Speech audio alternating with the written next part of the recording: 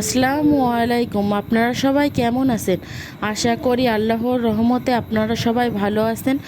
দেশ এবং দেশের বাহিরে থেকে যারা আমার এই ভিডিও দেখছেন তাদেরকে সবাইকে অসংখ্য অসংখ্য ধন্যবাদ। আমার এই ভিডিওটি সম্পূর্ণ দেখার অনুরোধ থাকলো এবং ভিডিও দেখা শেষে আপনাদেরকে ভালো লাগলে লাইক, কমেন্ট, শেয়ার এবং আমার ভিডিও অবশ্যই সাবস্ক্রাইব করবেন। আজকে শুক্রবার, আমি আমার শ্বশুরবাড়ি মুনিমের দাদার বাড়িতে আছি। এই যে আমরা চলে আসলাম আমাদের এই যে গাছের মালটা তুলতে। এই মালটাগুলো পেকে গেছে, তাই ভাবলাম এগুলো সংগ্রহ করি। এই যে এগুলো তুলছি। তারপরেও আমাদের আজকের বাসার দেশি মোরগ রান্না হবে, সেটা আপনাদেরকে দেখাবো।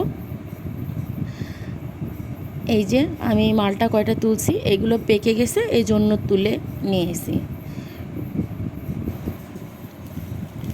এই যে আমি মাত্র 7 পিস মালটা তুলছি। এই যে মুরগিদের খাদ্যে দিচ্ছে, কারণ একটা মুরগি ধরেছে অলরেডি।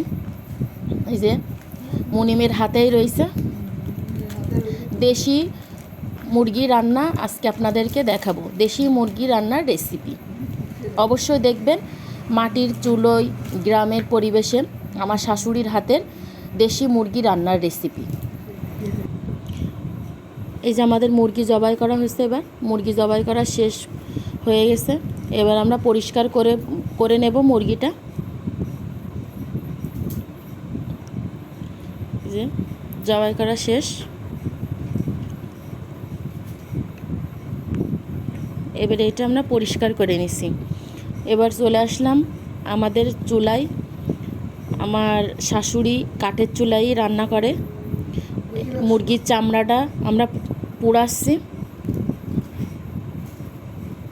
মুরগির চামড়াটা ভালোভাবে পুড়ে নিচ্ছি যেন পাখনাগুলো সেভাবে পুড়ে যায়। শহরে সাধারণত এভাবে হয় না, কারণ বাজার থেকে কিনলে এগুলো ফেলাই দেওয়া লাগে। এই যে আমাদের পেঁয়াজ, রসুন এগুলো আমার শাশুড়ির বাটা শেষ। সব গরম মশলা, জিরা, কাঠফল সব নেওয়া হয়ে গেছে। ঝাল বাটা শেষ। এই যে চুলায় তেল দিয়ে দিয়েছে। এভাবে শিলে বেটে খাওয়া সাধারণত গ্রামে ছাড়া এর কাঠের চুলায় এর টেস্টটা পাওয়া যায় না। এই যে দিয়ে দিছে পেঁয়াজ বাটা, রসুন বাটা, মশলা সব একসাথেই দিয়ে দিছে। এবার আপনার লবণ দিয়ে দিচ্ছে, মশলা সব কিছু একসাথে দিয়ে দিছে, ঝাল বাটাও একসাথে দিয়ে দিছে। এবার ভালোভাবে নেড়ে নিচ্ছে।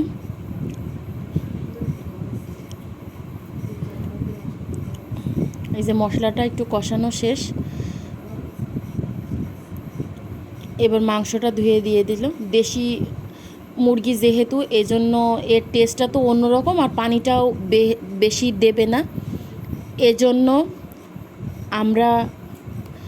আমরা একসাথে আলুটা দিয়ে দিয়েছি। আমার শাশুড়ির আমি বলছি, তো বলল যে দেশি মুরগি তো ওইভাবে পানি দেওয়া যায় না, যেরকম বাজারে মুরগি সাধারণত আমরা পানি 2বার দিয়ে থাকি। এই জন্য একবারে আলুর সাথে মাংসটা দিয়ে দিছে। মাংসটার কালারটাও দেখেন কত সুন্দর হয়েছে। দেওয়ার পরে শেষ। পানি অল্প একটু বের হয়েছে, এই জন্য কষানে পানি দেওয়া লাগেনি। এই যে ঢেকে দিছে।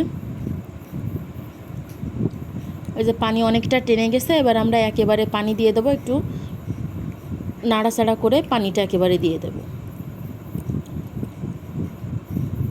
এই যে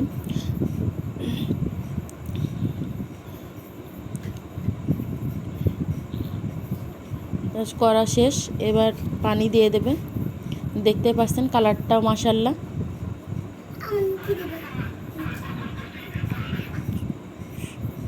পানি দিয়ে দিল। আমরা অল্প একটু পানি দেবো, কারণ যে পানিটা বের হয়েছিল তাতে মাংস, আলু সব কিছুই সেদ্ধ হয়ে গেছিলো। এই জন্য অল্প একটু পানি দিয়ে ঢেকে দিলাম। এই যে আমাদের রান্না করা শেষ। দেখেন কালারটা কী সুন্দর হয়েছে, খেতেও অসাম হয়েছিল, জাস্ট অসাম, অনেক সুন্দর হয়েছিল। এই যে আমার শ্বশুর রান্না শেষে আমাদের বিল থেকে মাছ নিয়ে আসছে, বড় বড় কাতলা, রুই। দেখেন গ্রাম না হলে এগুলো অনেক মিস করবেন, গ্রামে এইগুলো সম্ভব। সত্যি গ্রাম অনেক না হলে এগুলো মিস করা যাবে। এই যে মুনিম দেখতেছে, মুনিম মাছ দেখতেছে, মুনিমের দাদা মাছ গুছাচ্ছে, এগুলো আমাদের বিল থেকে নিয়ে আসছে। এগুলো করার পরে মুনিমি রেডি করে দিছি, মুনিম নামাজ পড়তে যাবে, মুনিম দাদা বাড়ির মসজিদে যাবে নামাজ পড়তে। সবাই আমার ছেলের জন্য দোয়া করবেন। আমার সম্পূর্ণ ভিডিও দেখার জন্য অনেক অনেক ধন্যবাদ। সবাই ভালো থাকবেন, সুস্থ থাকবেন, আল্লাহ হাফেজ।